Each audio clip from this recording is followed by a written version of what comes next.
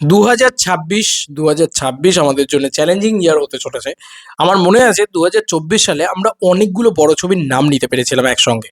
যেরকম সেখানে ছিল মির্জা, সেন্টিমেন্টাল, সেরকম সেখানে ছিল তুফান, দরদ, সেরকম সেখানে সেরকম সেখানে মানে মেগাস্টার শাকিব খানের ছবি ছিল।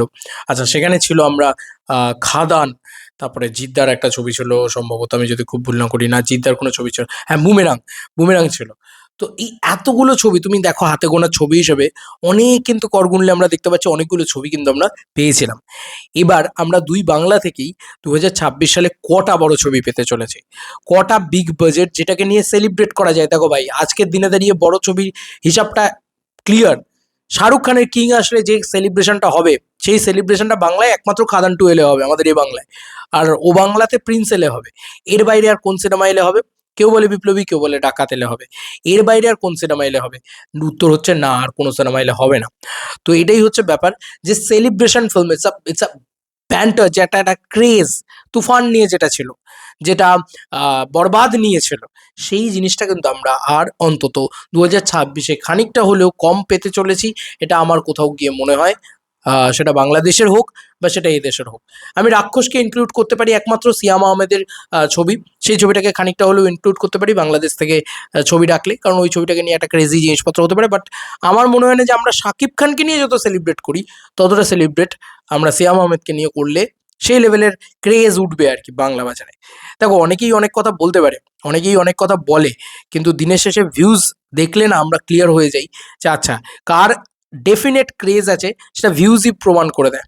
ঠিক আছে, যাই হোক, এখন আমরা প্রথম পয়েন্টে যদি চলে আসি, আমি যে ছবিটাকে রেখেছি প্রথমে, যেটা বছরের শুরুর দিকেও আসবে, মানে প্রথম ঈদে আসবে, বাংলা ছবির কথা বলছি, কিন্তু হিন্দি সাউথের কথা বলছি না, কারণ হিন্দি সাউথ থেকে হয়তো অন্যান্য অনেক ছবি থাকতে পারে, বাট অ্যাকচুয়ালি তো বাংলা ছবি হিসেবে যদি সব থেকে বড় ছবি বলো, তাহলে এবারে কিন্তু অঙ্কুশদারও নারী চরিত্র বেজায় জটিল আছে, যে ছবিটাকে তুমি বিগ বাজেট বিগ ফিল্ম বলতে পারবে না।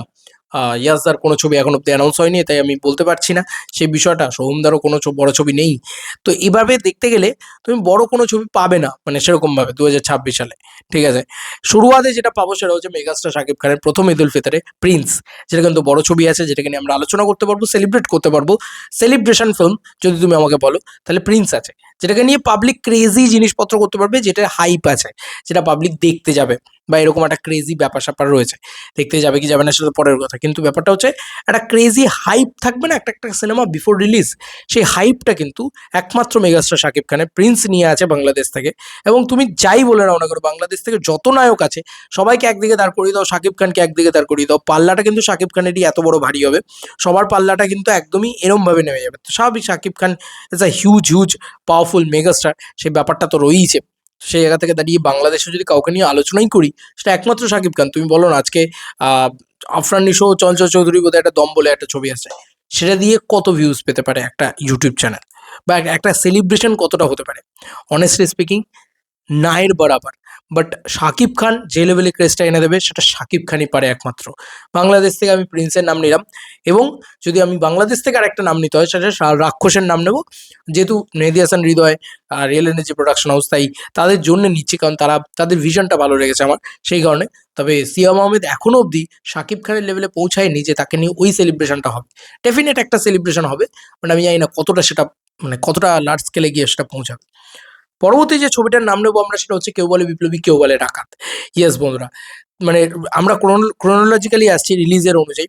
কেউ বলে বিপ্লবী হয় তোমার এতে রিলিজ হবে, জিদ্দার ছবি, হয় তোমার পুজোয় রিলিজ হবে, আদারওয়াইজ ক্রিসমাসে রিলিজ হবে। সরি, ক্রিসমাস বলছি, আদারওয়াইজ তোমার 15ই আগস্টে রিলিজ হবে। তো অলরেডি আমরা বুঝতে পারছি, এবং শাকিব খান কুরবানি ঈদেও কিন্তু একটা সিনেমা করবেন, সেটাকে নিয়ে কতটা হাইপ ইত্যাদি থাকবে সেটা আমরা জানি না, এবং সেই সিনেমাটা কি রকস্টার না অন্য কিছু, সেটা আমরা এখন অবধি সেই দিকে ঢুকছি না, কারণ আমি ডিটেলসটা যখন জানি না, আমি অফিসিয়াল অ্যানাউন্সমেন্টের পক্ষে ভাই। অফিসিয়াল অ্যানাউন্সমেন্ট হয়েছে একমাত্র, এক্ষেত্রে এই লিস্টের ভিতরে দুটো সিনেমাই আছে, এক হচ্ছে প্রিন্স, আর এক হচ্ছে কেউ বলে বিপ্লবী, কেউ বলে ডাকাত, জিদ্দার ছবি। তো জিদ্দা যেহেতু 2 বছর বাদে প্রায় সিনেমা নিয়ে আসছে আর কি, সেটা একটা আলাদা ক্রেজ তো থাকবে। 2025 সালে জিদ্দা আসেননি এবং ওই সিনেমাটার এতদিন ধরে মোস্ট অ্যান্টিসিপেশন, ওই সিনেমাটা আবার সেলিব্রেশন মাতবে। অনেক দিন বাদে জিতিয়ান্সরা দেখিয়ে দেবে সেলিব্রেশন কাকে বলে। তো এই একটা দিক কিন্তু থাকবে কোথাও গিয়ে, কেউ বলে বিপ্লবী, কেউ বলে ডাকাত নিয়ে। এবং যেহেতু এত বছর বাদে আসছে, সে একটা ক্রেজ থাকবে। তার মধ্যে পুজো রিলিজ যদি হয় একটা বিরাট কিছু, এবং দেবদার সাথে যদি ভার্সাস হয় তাহলে তো ওটা নিয়ে একটা বিরাট হাউচাউ হবে, বিরাট একটা ক্রেজি ব্যাপার স্যাপার হবে। এবং যদি দেব ভার্সেস জিত হয় ছেড়েই দাও, মানে এক্সট্রিম লেভেলে বওয়াল হবে, ঠিক আছে, খুব মারাত্মক একটা ক্রেজি জিনিসপত্র হবে আর কি। এটা হচ্ছে ব্যাপার। এবার ওই সিনেমাটা নিয়ে হাইপও আছে, তুমি যদি ভালো করে লক্ষ্য করে দেখো, তুমি হাইপও দেখতে পাবে যে হ্যাঁ ওপর দি টাইম হাইপ তৈরি হয়েছে, ডায়লগস ইত্যাদি ভাইরাল হয়েছে বিভিন্ন জায়গায়, ছোট ছোট করে ফ্যান্স ক্লাবরা কেটে কেটে ছাড়ছে, তো ইত্যাদি সব কিছু নিয়ে এটা বেশ একটা। আর জিতের জীবনের শ্রেষ্ঠ সিনেমা, এসব কথাও অনেকে বলেছে, ক্রান্তির জিত ফিরছে ইত্যাদি, এসব আছে ব্যাপার সব মিলিয়ে। যেহেতু জিতদের ছবি করেননি অনেক বছর, এবং যেহেতু প্রস্থেটিক মেকআপ ইত্যাদি সব কিছু নিয়ে একটা মাল্টিপল লুকস, একটা লম্বা টাইম, এবং জিদ্দার প্রথম জীবনের বোধহয় বায়োপিক আমি যদি খুব ভুল না করি, তো সব মিলিয়ে জিদ্দা জাস্ট মানে হুইসেল মার জিনিস নিয়ে আসছে, এবং অ্যাকশন ইত্যাদি খুব ভালো আছে, জেলারের অ্যাকশন ডিরেক্টর অ্যাকশন করছে। তো এসব মিলিয়ে এই সিনেমাটার হাইপ কিন্তু নেক্সট লেভেলে একমাত্র। এর পরবর্তী যেটা নাম নেব সেটার হাইপ বোধহয় সব থেকে তুঙ্গে, কিন্তু সেটার এখনো অফিসিয়াল অ্যানাউন্সমেন্ট আসেনি। ক্রোনোলজিক্যালি আসতে গেলে এটা কিন্তু বছরের শেষের দিকে আসার সম্ভাবনা সব থেকে বেশি। সেটা হচ্ছে খাদান টু।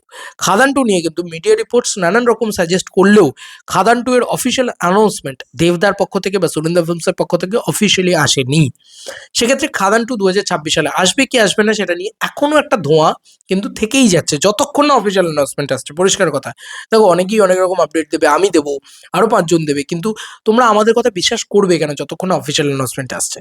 তো সিমিলারলি আমাকেও যদি তুমি বলো, আমি কিন্তু এখন অবধি অফিসিয়াল অ্যানাউন্সমেন্টের অপেক্ষা করছি, কিন্তু খাদান টু যদি ডেফিনেট আসে, ওটার হাইপ কিন্তু ইনসেন লেভেলে আছে। মানে এখন যদি তুফান টু আসে শাকিব খানের, সেটার যেরকম হাইপ থাকবে, সিমিলারলি খাদান টু ওই ওই ম্যাসিভ, মানে ম্যাসিভ কালেকশন করা সিনেমা, ম্যাসিভ লোকের ভালো লাগা সিনেমা, প্রচণ্ড প্রচণ্ড পছন্দ হওয়া সিনেমা, ক্রেজি সিনেমা, লোকে পাগল হয়ে গেছিল সেলিব্রেট করতে করতে।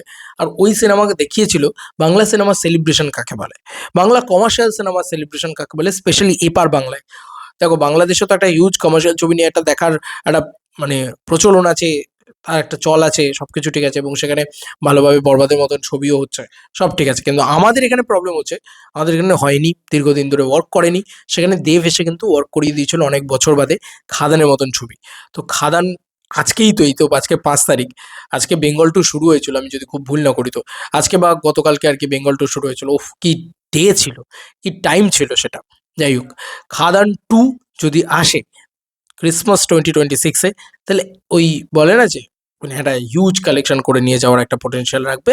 এবং ওটা ওটা মানে ওটা নিয়ে কোনো কথা নেই, ওটার হাইপ ইনসেন লেভেলে, যেহেতু কন্টিনিউয়েশন পার্ট, তার মধ্যে শ্যাম মাহাতো, মধু মাহাতো, এই পুরো বিষয়টা লোকের কাছে প্রচণ্ড প্রিয়। পরবর্তী গল্প কি হতে চলেছে, যিশুদা থাকছে কি থাকছে না, কি আইটেম সং থাকছে কি থাকছে না, সেগুলো যা যা জিনিসপত্র রয়েছে, এবং ওটা ওটা ফুল টু এন্টারটেনমেন্ট দেবে যেহেতু পাবলিককে। একটা বড় বাজেটের ছবি আছে, বড় স্কেল আপ আছে, সব কিছু আছে। দেব 50 যদি ওটা হয় তাহলে তো আরও মারাত্মক বিষয়, আর দেব 50 যদি না হয় তাতেও একটা বিরাট ব্যাপার।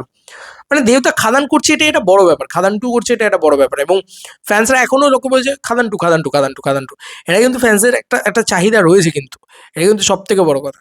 তো এটা হচ্ছে ব্যাপার, এবং জেনারেল অডিয়েন্সেরও একটা চাহিদা রয়েছে খাদান টু খাদান টু খাদান টু।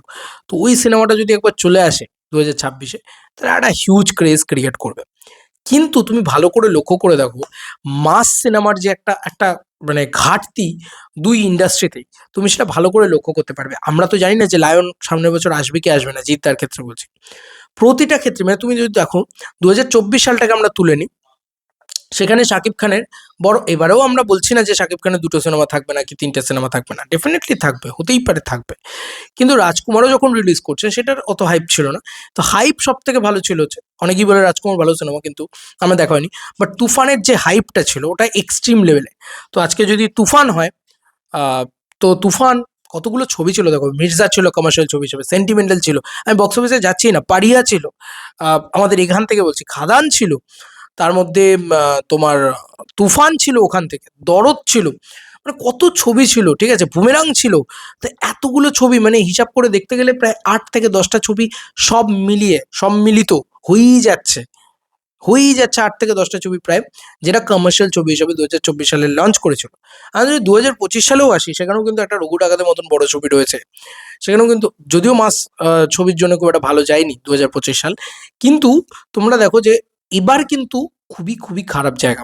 মোটে আমি হিসাব করে দেখতে পেলাম যে 3জন সুপারস্টারের 3টে ছবি ম্যাক্সিমাম আমি আলোচনা করতে পারি, যে 2025 সালের শেষে দাঁড়িয়ে আমি বলতে পারি 2026 সালে মোস্ট অ্যান্টিসিপেটেড ছবি, সব থেকে বেশি এক্সাইটিং ছবি, বা সব থেকে বেশি most hype film, most crazy film, বা ক্রেজ হবে যে সিনেমাগুলোকে নিয়ে, কথা হবে যে সিনেমাগুলোকে নিয়ে, এই 3টে ছবি। 3টে ছবি দিয়ে হয়, এটাই তো জিদ্দা বলেছিলেন, 3টে ছবি দিয়ে হয়, এরকম ছবি অন্তত 10টা লাগবে বছরে, বুঝলে? যদি হয়ে যেত বাংলা ইন্ডাস্ট্রিতে, দুই ইন্ডাস্ট্রির কথাই বলছি, না আমাদের সত্যি পিছন করে তাকাতে হতো না, কিন্তু নেই।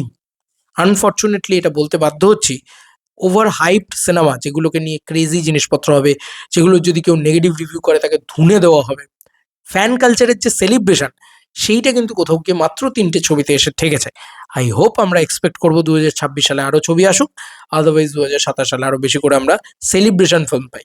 অন্তত 10টা, আমি বারবার বলছি, অন্তত 10টা, যেটা যেটা জাস্ট, যেটা নো ননসেন্স মাস সিনেমা, যেটাকে নিয়ে কেউ ক্রিটিসাইজ করলে তাকে ইয়ে করে দেওয়া হবে, এবং একটা ফ্যান কালচারের একটা নেক্সট লেভেলের সেলিব্রেশন, যেটা সাউথে হয়। তো সেই জিনিসটা কিন্তু আমরা আরো বেশি করে চাই। এবার তোমাদের আর কি মতামত এন্টার ভিডিওটাকে নিয়ে জানিও কমেন্ট সেকশনে। চলো বন্ধুরা, নতুন কোনো ভিডিওতে দেখা হবে। Bye bye.